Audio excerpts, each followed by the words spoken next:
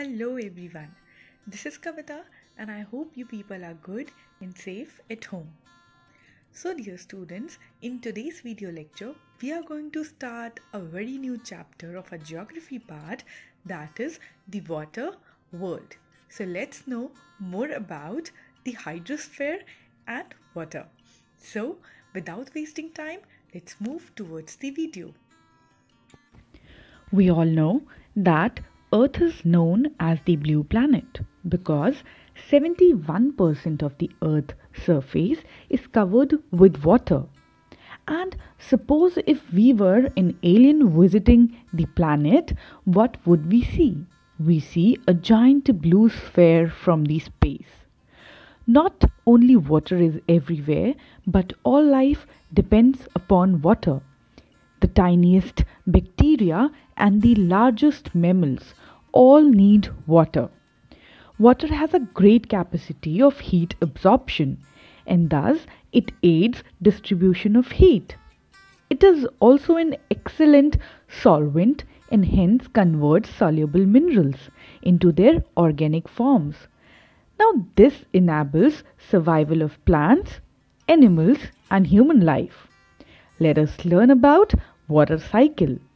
We all know that our earth has a finite amount of water. Water is constantly in motion and the chief process responsible for moving water around the earth in its various forms is the hydrological cycle. And this cycle is made up of a few main processes such as evaporation, condensation and precipitation. Water from oceans, lakes, rivers, plants, etc. when turns into water vapor when heated up by the sun's energy, and this is called the process of evaporation. So let us learn about condensation. Water vapor when condenses into millions of tiny droplets that form clouds. This is known as condensation. And when clouds lose their water as rain or snow, which is called precipitation. So basically, precipitation is either absorbed into the ground or runs off into river. Water that is absorbed into the ground is taken up by the plants, and plants lose water from their surfaces as vapor back into the atmosphere. Water that runs off into rivers flow into ponds, lakes or oceans and evaporates back into the atmosphere. The cycle continues and is called the hydrological or the water cycle. I hope it is clear to all. Let us know about that how the water on earth is being distributed. We all are aware that the earth has an abundance of water, but unfortunately only a small percentage is usable by humans, and rest the 99.7% is in the oceans, soils, ice caps and floatings in the atmosphere. Still much of 0.3% that is usable is unavailable for human resources. So most of the water used by humans come from rivers. The visible bodies of waters are referred to as surface water. The majority of fresh water is actually found underground as soil moisture and in aquifers. Groundwater can feed the streams, which is why a river can keep flowing even when there has been no precipitation. Humans can use both ground and surface water. I hope it is clear to everyone. Let us come and know about the temperature of ocean water and also that how the water becomes saline or salinity of ocean water. So basically the temperature of the ocean, especially the surface, varies from place to place and from season to season. Ocean temperature depends upon the amount of solar energy absorbed by it. The variation in absorption of solar energy causes the ocean surface temperature to vary from a warm 30 degrees Celsius in the tropics to a very cold 2 degrees Celsius near the poles. So, the ocean has the three main temperature layers, and the upper and deeper layers have the same respective temperatures throughout. Between these two layers, the thermocline, which is the warmer at the top than at the bottom. Let us know about the saline and fresh water. As water flows through rivers, it picks up a small amount of mineral salts from the rocks and soil of the river beds. This very slightly salty water flows into the oceans and seas. When the ocean's water gets heated, only the water evaporates, but the salt remains dissolved in the ocean as it does not evaporate. So, the remaining water gets saltier and saltier as the time passes by. And the average salinity of seawater is about 35 gram of salt in every 1000 gram of water.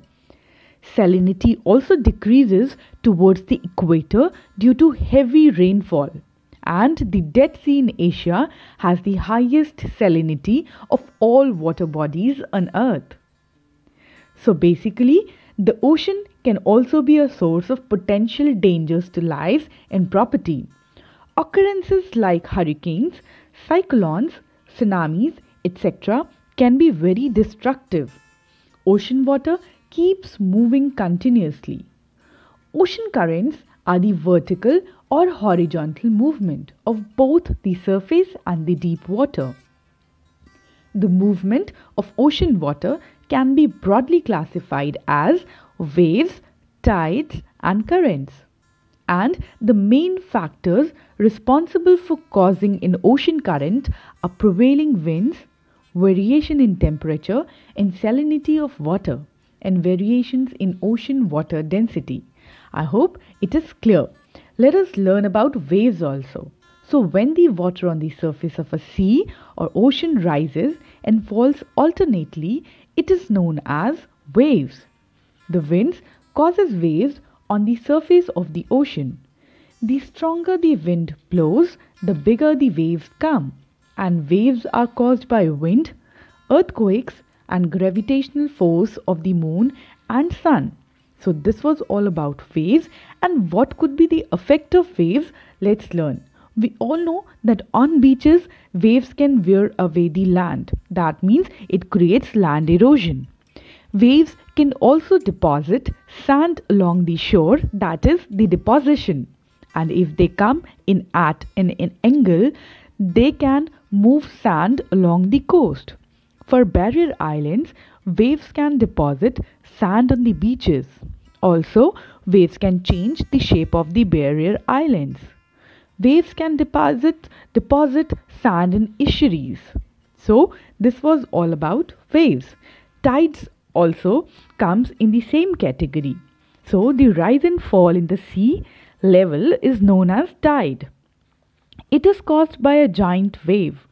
Tides are of two types, high tide and low tide. High tide is when the water is at its highest level, and low tide is when the water is at its minimum level. And due to the gravitational effect of the moon, two small bulges of water form on the earth, namely spring tides and neap tides. As the earth spins, the bulges follow the moon. Spring tides are especially strong tides, and they occur when the earth, the sun, and the moon are in straight line.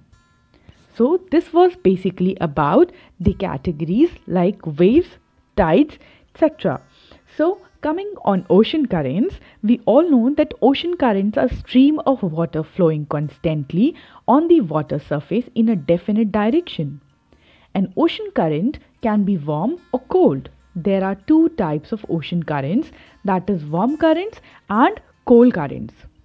Generally, a warm current originates near the equator and moves towards the pole, while a cold current originates near the pole and flows towards the equator.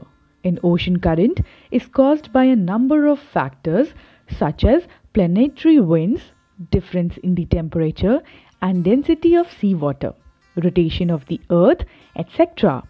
What could be the effects of current? Let us learn more about ocean currents. So, ocean currents act much like a conveyor belt, transporting warm water and precipitation from the equator towards the pole, and cold water from the poles back to the tropics. Thus, current regulate global climate. Places where cold and warm currents meet are ideal for the growth of plankton, that is, food for the fish, and these regions thus support a great number of marine life. So, this was a short summary, a precise summary for this chapter. Do you all know the importance of hydrosphere? Definitely, as given in your book that the hydrosphere therefore sustains life in the biosphere in many ways, such as water from lakes and rivers is very important for domestic purpose as well as for irrigation, and I hope this is known by everyone out here. Now, coming to all the oceans, like what are the major water bodies? An ocean, we all know that an ocean is a major water body for saline water and constitute a principal component of hydrosphere, such as Pacific Ocean, Atlantic Ocean, Indian Ocean, Antarctic or Southern Ocean, and Arctic Ocean. So, it is the largest and deepest of all the 5 oceans, covering an area of 30.5% known as Pacific Ocean. And also it extends from the Arctic Ocean in the north to the Southern Ocean in the south. Please keep on marking all the important lines in your books. So this was all about the ocean, and the Atlantic Ocean is the second largest and busiest ocean. Coming to an Indian Ocean, that is located mostly in the southern hemisphere, which is the only ocean named after our country, and it covers 14.4% of the total surface area of the earth. Coming to Antarctic or Southern Ocean, which surrounds Antarctica and occupies about 4% of surface area of the earth. Large ice sheets cover this ocean for most part of the years. Arctic Ocean is the world's smallest ocean, covering 2.8% of the total surface of the area of the earth, which is enclosed by the land masses of the North America. Asia, Greenland and Europe, it is located north of the Arctic Circle, and many islands and marginal seas, for example, the White Sea, the Baffin Bay, the Kara Sea, etc. surrounds this ocean. I hope the chapter is clear to you all. So dear students, I hope the video is clear to you all. For more videos, keep on watching our YouTube channel, go through your books thoroughly and keep learning. All the best.